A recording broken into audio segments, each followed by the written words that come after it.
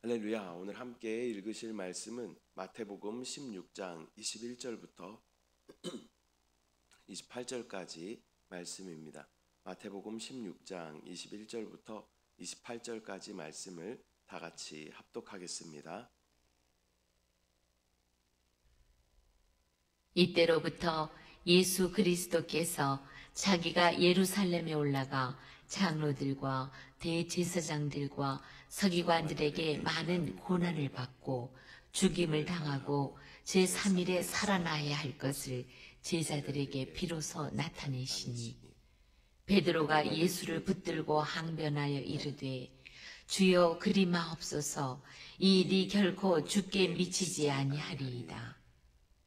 예수께서 돌이키시며 베드로에게 이르시되 사탄아 내 뒤로 물러가라. 너는 나를 넘어지게 하는 자로다. 내가 하나님의 일을 생각하지 아니하고 도리어 사람의 일을 생각하는도다 하시고 이에 예수께서 제자들에게 이르시되 누구든지 나를 따라오려거든 자기를 부인하고 자기 십자가를 지고 나를 따를 것이니라. 누구든지 제 목숨을 구원하고자 하면 잃을 것이요 누구든지 나를 위하여 제 목숨을 잃으면 찾으리라. 사람이 만일 온 천하를 얻고도 제 목숨을 잃으면 무엇이 유익하리요? 사람이 무엇을 주고 제 목숨과 바꾸겠느냐?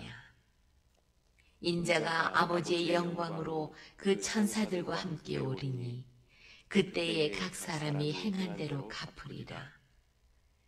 진실로 너희에게 이르노니 여기 서 있는 사람 중에 죽기 전에 인자가 그 왕권을 가지고 오는 것을 볼 자들도 있느니라. 아멘. 할렐루야. 오늘은 마태복음 16장 21절부터 28절까지 말씀을 우리가 함께 읽었습니다. 이 본문 바로 앞에서 베드로는 예수님을 주는 그리스도시요 살아계신 하나님의 아들이십니다 라는 그러한 놀라운 고백을 하게 됩니다. 그러나 그 고백이 의미하는 바는 곧 메시아가 어떤 길을 걸어가야 하는지는 또 제자들이 온전히 이해하지 못했습니다. 그들은 여전히 메시아를 정치적인 그러한 지도자로 또 세상의 왕으로만 생각했습니다.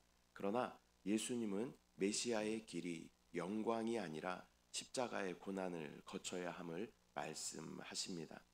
또한 그 고난의 길은 예수님만의 길이 아니라 그분을 따르는 제자, 저와 여러분, 우리 모두가 함께 걸어가야 할 길임을 또 우리 가운데 말씀하여 주시는 것입니다.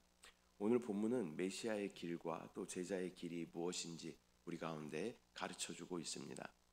먼저 21절. 이때로부터 예수 그리스도께서 자기가 예루살렘에 올라가 장로들과 대제사장들과 서기관들과 서기관들에게 많은 고난을 받고 죽임을 당하고 제3일에 살아나야 할 것을 제자들에게 비로소 나타내시니, 예수님은 처음으로 제자들에게 예루살렘에 올라가 장로들과 대제사장들과 서기관들에게 많은 고난을 받고 결국 죽임을 당해야 한다. 또 죽임을 당하지만 3일 만에 부활할 것이다 라는 것을 말씀하십니다.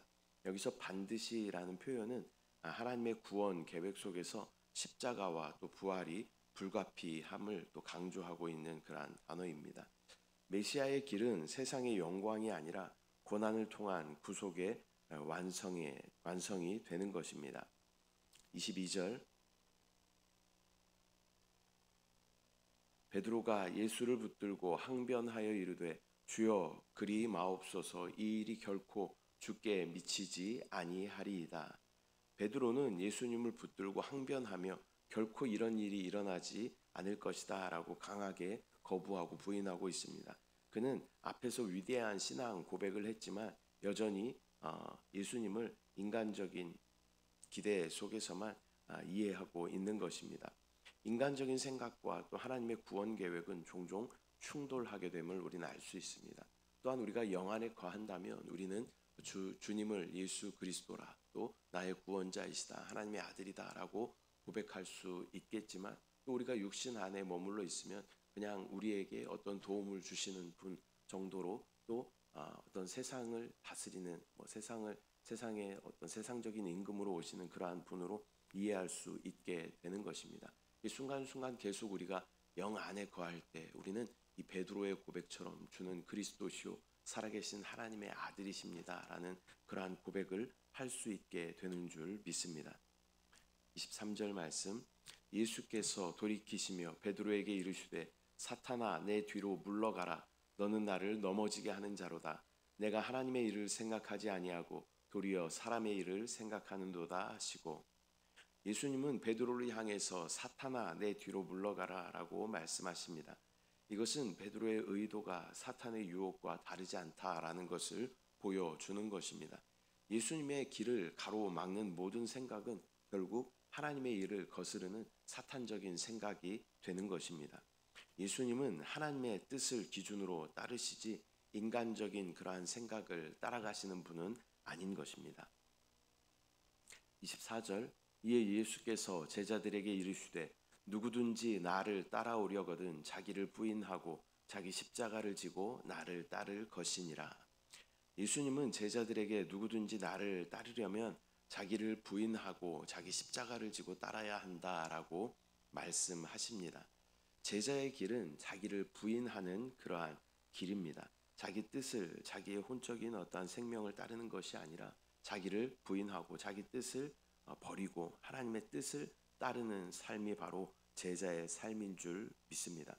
신앙생활의 핵심은 주 예수 그리스도와 온전히 한영되는 것이고 또 모든 지체들과 온전히 한 몸 되는 것입니다. 그런데 주님과 온전히 한영되기 위해서 역시 나를 부인하는 것이 필요합니다. 나를 부인하지 않으면 여전히 내 안에 나로 생각하고 나로 결정하기 때문인 것입니다. 또한 모든 지체들과 우리가 한 몸 되기 위해서도 자기를 부인하는 것이 필요합니다. 그렇지 않으면 나의 의견을 주장하게 되고 그러면 서로 분열하고 나누어지게 되는 것입니다. 여기서 또한 자기 십자가라는 것은 나에게 주어진 또 고난과 헌신을 의미하는 것입니다. 우리에게 주어지는 그러한 고난을 통하여서 우리는 변화되는 줄 믿습니다. 또 우리의 헌신을 통하여서 하나님의 나라가 온전히 세워지게 되는 줄 믿습니다. 신앙이라는 것은 단순히 예수님을 믿는 고백으로 끝나는 것이 아니라 그분을 따르는 삶으로 희생과 헌신이 이어져야 하는 것입니다. 예수님 당시 예수님을 따르는 많은 무리들이 있었습니다. 그러나 그들은 자기를 헌신하거나 또 자기를 부인하거나 그러한 것을 행하지는 못했습니다. 그런 자들을 무리라고 이야기합니다. 그러나 예수님을 따르는 진정한 제자들은 자기를 부인하고 자기 십자가를 지고 예수님을 따르는 자들이 되어야 제자라고 말할 수 있는 것입니다. 25절 말씀, 누구든지 제 목숨을 구원하고자 하면 잃을 것이요 누구든지 나를 위하여 제 목숨을 잃으면 찾으리라. 자기 생명을 구하고자 하는 자는 잃게 될 것이고 예수님을 위하여 자기 생명을 잃는 자는 오히려 얻게 될 것이다 라고 말씀하고 있습니다. 이것은 역설적인 진리인 것이죠. 죽고자 하면 살게 되는 것이고 살고자 하면 죽게 되는 것입니다. 세상적으로는 자기 보호와 생존이 최우선의 가치처럼 보여지지만 하나님의 나라에서는 예수님을 위해서 우리가 헌신할 때 진정한 생명을 얻게 되는 것입니다. 주님을 위해 내가 기꺼이 죽으면 주님은 우리 가운데 놀라운 생명과 영원한 또 면류관으로 우리 가운데 갚아 주실 줄 믿습니다. 26절, 사람이 만일 온 천하를 얻고 제 목숨을 잃으면 무엇이 유익하리요? 사람이 무엇을 주고 제 목숨을 바꾸겠느냐? 사람이 온 세상을 얻고도 자기 생명을 잃으면 무슨 유익이 있겠습니까? 생명은 세상의 어떠한 가치와도 바꿀 수 없는 최고의 가치인 것이죠. 세상적인 성공, 물질, 권력, 이 모든 것도 영혼을 구원하지는 못하는 것입니다.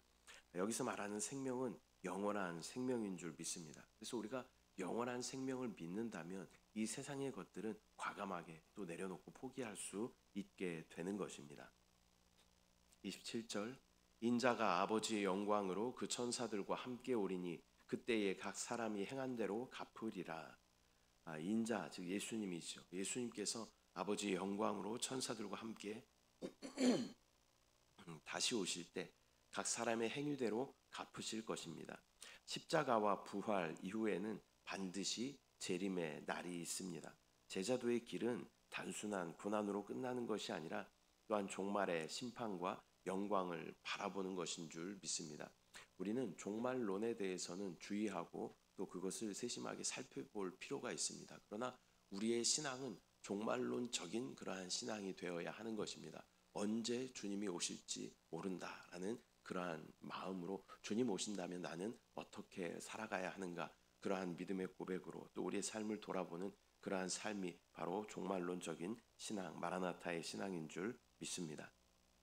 28절, 진실로 너희에게 이르노니 여기 서 있는 사람 중에 죽기 전에 인자가 그 왕권을 가지고 오는 것을 볼 자들도 있느니라.